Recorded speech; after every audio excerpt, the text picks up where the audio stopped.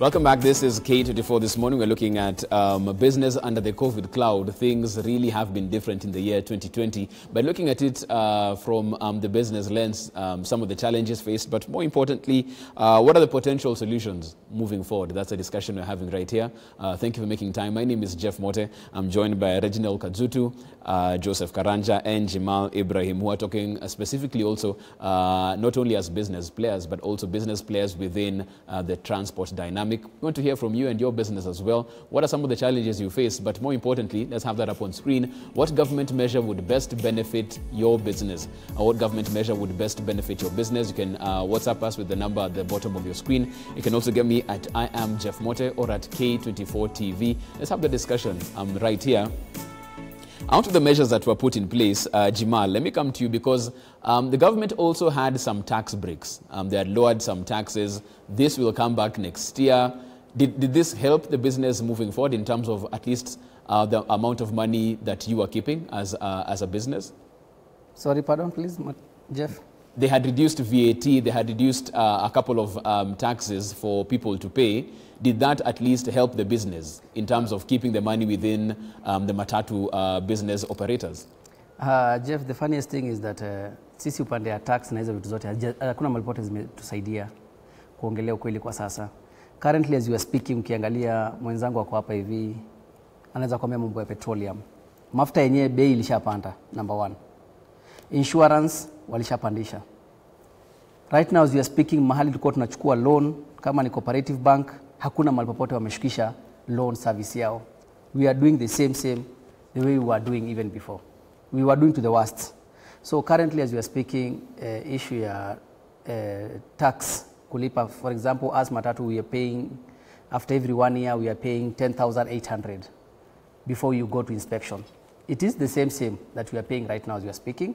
We are paying 10,800. So on our side, once I said that we are the most affected people in this industry, I'll not be lying to the nation. So currently as we are speaking, there is no fair ground at this industry of ours. So tungeomba serikali ikuje ina fair ground kutuambia, okay guys from matatu industry, because nyinyi ndio naona mnabeba mnaenda losses kubwa, petroleum tuweza wapunguzia the diesels because we are using the diesel, right. Insurance tuweza wapunguzia na hii 10,800 pia tunaweza wapunguzia into half. Nairobi County or any other county, Bomet or Mombasa or Kisumu, there is something called seasonal ticket whereby we are paying 3,800 per month. Pia hiyo wakuja watupunguzie. That is the time now we will feel the government is concerned about our business. Okay. Karanja, I'll come to you on this one as well. In terms of the measures that were put in place, what measures did work for your industry and the petroleum dealers? Was it taxes? What break actually worked, at least in this particular COVID time? For us, I think it was just survival. And even now, people had to dig deeper. And we have to look for ways to survive and to just hold onto your business.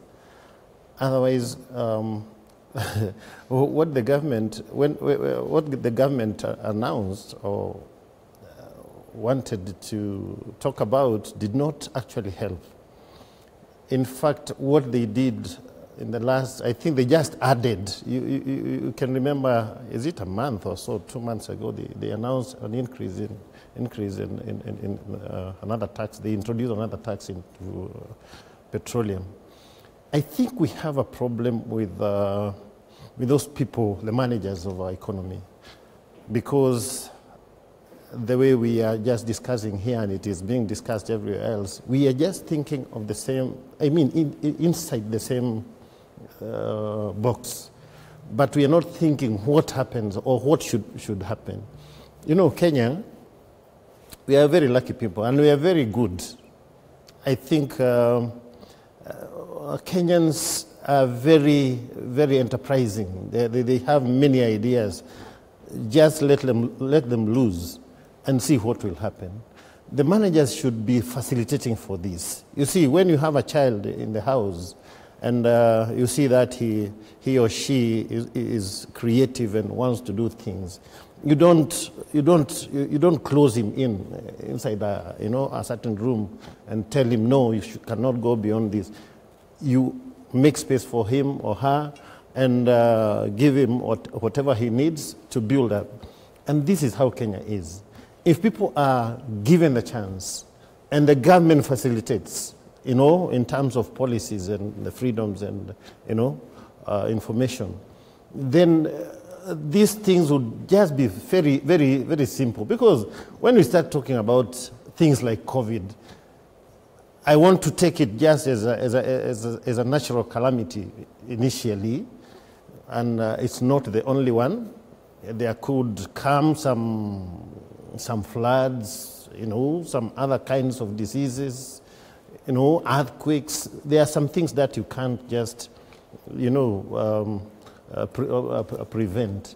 But when they come, what do? Do you die? Mm-hmm. No, you look for ways to do things. And to me, the managers in the government offices should be thinkers, people who are not fearing to adapt to new ideas. Because people, like now, when some of the private schools were closed, the teachers who are not being paid are still surviving. How? The doctors who are complaining, they have not been paid for as many months as they are talking about, but they are still surviving. How?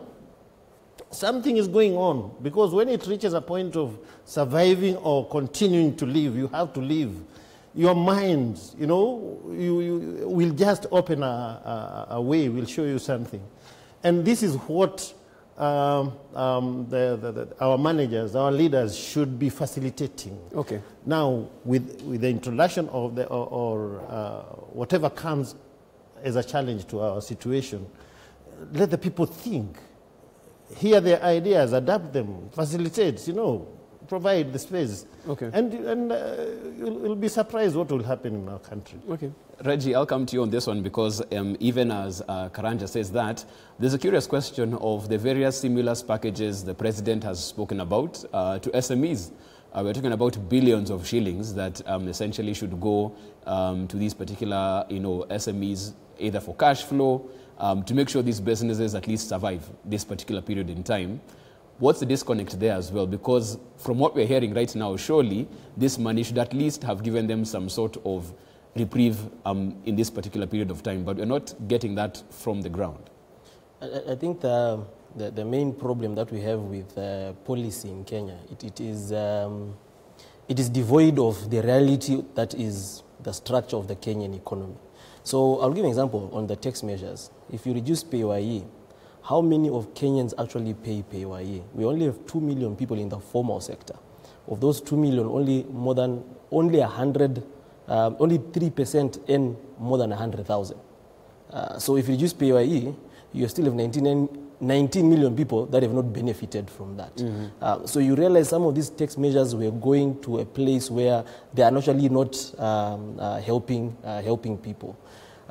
Number two, the government misdiagnosed the problem. The problem was not going to be a liquidity problem. The problem was actually going to be an income problem. How do you sustain incomes?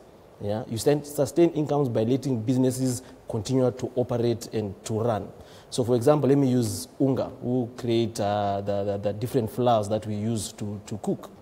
Instead of saying, I will give Jeff 3,000 shillings, Jeff will use that 3,000 maybe to buy one packet of Unga, buy some omena somewhere and something like that. Mm-hmm. The government should have come in and become the aggregate demand in the economy and say, we will buy the Unga and we will distribute that Unga. Let it be sold at half the price or something of that nature. Then we help people to actually sustain their businesses. When it comes to SMEs, the SME or the micro SME sector is a wide sector, very diversified in what they do. What did the government do? They cherry-picked certain sectors. So, for example, school desks. So you've given some SME to make 200 school desks. After that, and then what? And I'm sure there was taxation tied to that. Let's be honest, most of the SMEs and MSMEs do not pay taxes in the first place.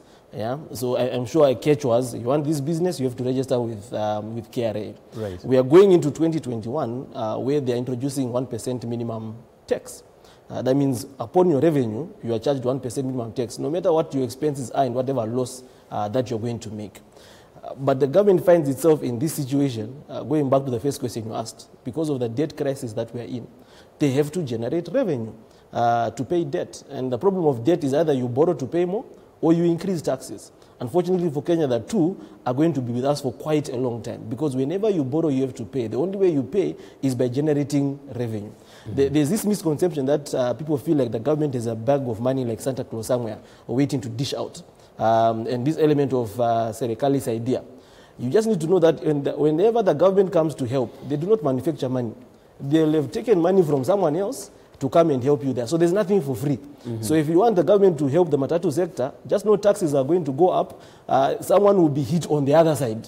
There's someone suffering for your gain. For your gain. And you're the same person in that same matatu who's still going to be taxed. So you realize there's actually nothing for free. When the government comes to help, just know that they have to generate that revenue. For them to generate that revenue, they're either going to borrow or they're going to raise taxes. Okay. So as a country, I think we need to realize that we're a very small economy. We need to start planning around that mindset of that we are a small economy, we are an agricultural economy, consider 70% of the people employed are employed in the agricultural sector. What are we doing about that? Right. Okay, some key points to note and think about right there. Even as we talk about that, we are also asking you, as far as your business is concerned and where the government stands at this particular point, what government measure would best benefit your business? And once again, what government measure would best benefit your business? Is one person who has really given a detailed explanation as to what they think. Let's have that up on screen first. For us, micro, small enterprises, there's a need for the government to be cognizant of the fact that the cost of operating these small businesses in Kenya is really too high, leave alone for multinationals. We have innovative policymakers understand the impact that MSMEs have in GDP, the high cost of operating licenses to be lowered, and too many regulations be merged to make it easier for our survival. As well, these small businesses need innovative funding that doesn't require them to pay too much interest. The government can even come up with an MSME bank, particularly set aside for SMEs. Collateral is always a problem to SMEs. That's Jenga Wakongo from Kihara. Okay, thank you so much for that, Jenga Wakongo, and of course giving some solutions moving forward. Inching closer to the tail end of this particular show, so let's talk about solutions. We've talked about the problems, we've seen where this is going wrong. Let's see how we can actually try and make this right. A couple of days left for 2020, but in 2021, these same problems will still be there. Let me start with you, Jimal, because your sector is pretty unique in terms of the challenges they face and also the relationship they have with the government. What are you seeing is a proper way forward in terms of getting these solutions? Is it a consultative meeting for you to have with the Ministry of Transport and all the major players so that your issues and grievances can actually be dealt with? What's the solution, Jimal? Thank you, Jeff. As we understand right now, you know, matatu is not a corporate world. It's a culture. There is a culture that we are having. Currently, as we are speaking, we should have, through our minister, nadhani tunafaa kuwa na mikutano, consultative meeting, discussing on our issues and the way the sector is going down. And currently, as we are speaking, tumemwandikia barua nadhani more than 3 times. He has not replied any of it. But hopefully by January, he will do the same. On the other side, hata kama na watch this station currently, ningetaka nimwambie kitu moja, atusaidie tu mahali moja, because he was in banking system, he was in NIC, so he knows the economy the way it's running. So ningetaka tu sisi watu wa matatu na pia players wengine na sectors zingine, ningetaka hata kama atapatiana moratorium ya 6 months ya kuambia watu wa biashara, okay, currently don't pay this loan from this month up to 6 months for your business to be stable. From that position, mnaweza anza kuanza kulipa hiyo loan. Si ati watu samehe loan, watu carry forward for only 6 months. After 6 months, I think we'll be good to go for our business to survive. Okay.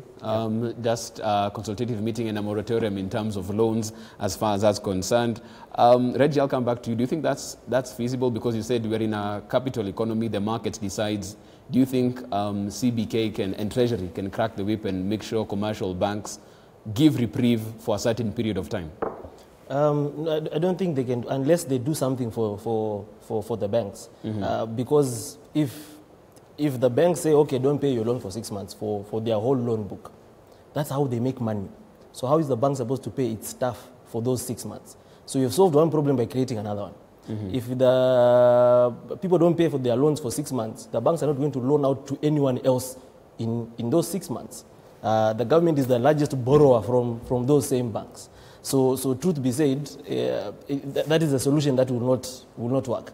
Because yes, the Matatu guys will not pay their loans for those 6 months, but the petrol guys need the loans and letters of credit to bring in petrol, but the bank won't give them because the bank has collapsed. Your Matatu will not have fuel to run the next day. The people that are paid by the banks who use your Matatus have been made redundant, so they cannot board your Matatu and pay the fare, because that person has been made redundant, is buying less bread from his kiosk. The kiosk person also gets less. It becomes a ripple effect that goes on and on. So I don't think that's a feasible solution. Let me jump in there, because there was also a measure by the government in terms of a credit guarantee of sorts. Is that then what they should do in terms of guaranteeing these players in various sectors, transport and other areas? Then from there, probably a moratorium is more practical for the players? Yes. So if you put a credit guarantee and say the government says we are guaranteeing this loan, anyone who defaults, the government will pay a certain percentage. The bank has to pay a certain percentage of it, because it's a risky business. When I loaned out, I knew the risk I was taking as a bank going forward. So if they put a guarantee, you might find banks saying, okay, so my risk has reduced by 30%, 40%, depending on how wide that guarantee is. But then the question is, how is the government funding that guarantee? Because if 1.4 trillion, 50% of the loan book has been restructured, and the government puts a guarantee on that, that's 1.4 million trillion the government has to find, assuming that it eventualizes and the government has to own up its guarantee, knowing the government does not pay well in anything, even tax refunds and everything. Where is the government going to get money for that guarantee? Most probably they will go to World Bank, IMF to borrow money, and that money comes with strings attached, minimum tax on fuel, and all those things. Those things are not from the Kenyan government, but when you borrow from someone or you owe someone money, you dance to their tune. Okay. Karanja, I'll come to you on this one as well. We're talking solutions. We've seen the problems. We've seen the challenges we faced so far. Is it the same scenario that we need a better conversation between petroleum dealers and players in that particular space and government? Yeah, to contribute to that, I think I'm trying to observe this problem now from just as a concept, because right now there are people who are experiencing problems, maybe at a heavier magnitude than before. But if we start talking about hardships and difficult economic times, we can just stop a little bit and just observe what happens when there is drought. And there are many people who depend on, they are pastoralists, others are just farmers, and when there is drought, they just look for ways of surviving. They reduce their consumption, they spare whatever they have. They move from one place to another, they change of the things, their normal life to a more, depending on the climate.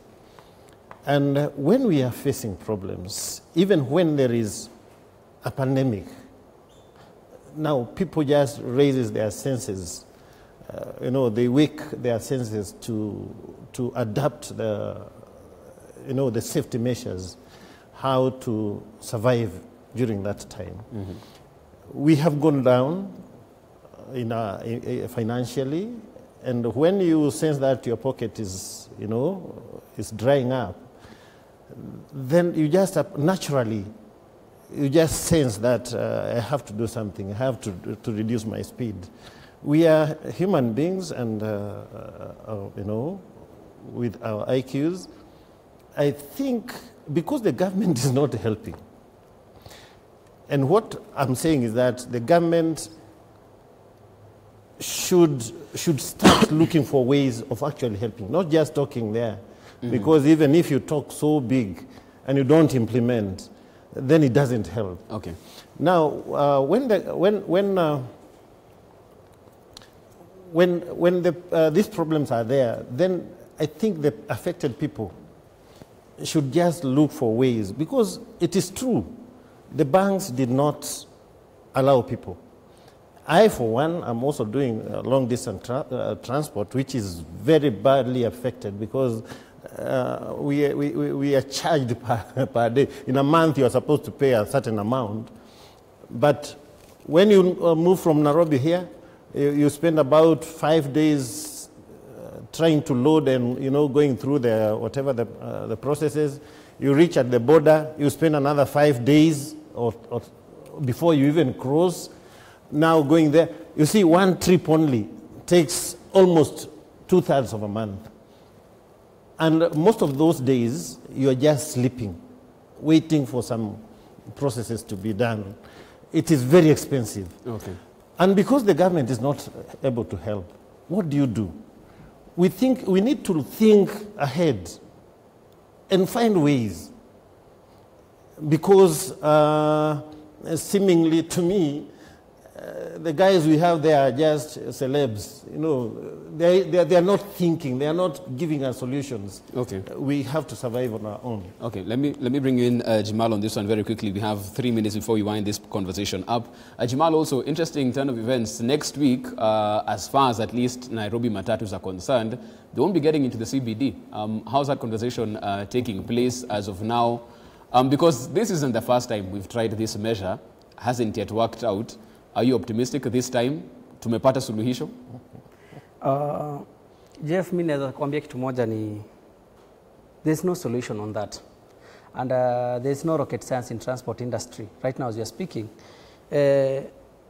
watu kama sisi tumetravel a lot of countries. Ukiangalia country like Singapore, whereby personal vehicles hazipark ndani ya CBD. They are damn expensive to park inside CBD. But and PSV matatu yani na mataxi na hizi vitu zingine zinakuja ndani ya CBD. Currently as you are speaking, Mr. Badi anafaa kujua kitu moja. Matatus and Ubers and these little cabs, these taxis, see how wanaleta congestion in the CBD first and foremost. Because 133 seater matatu inabeba watu 33. And one personal vehicles, ukiangalia most of the time, hata ukienda Mombasa Road ama Thika Road, inabeba mtu moja. So okay. Kumaanisha 133 matatu inabeba magari 33 personal private vehicles. So currently, the idea that I have in this industry is that ni sawa, we will move outside the CBD. But will it bring the solution for the city to be decongested? No, it won't. On our side, we will request Mr. Badi to do just a simple mathematics. Afanye private vehicles expensive, at least from 200 shillings to at least kama 600 shillings to park inside the CBD.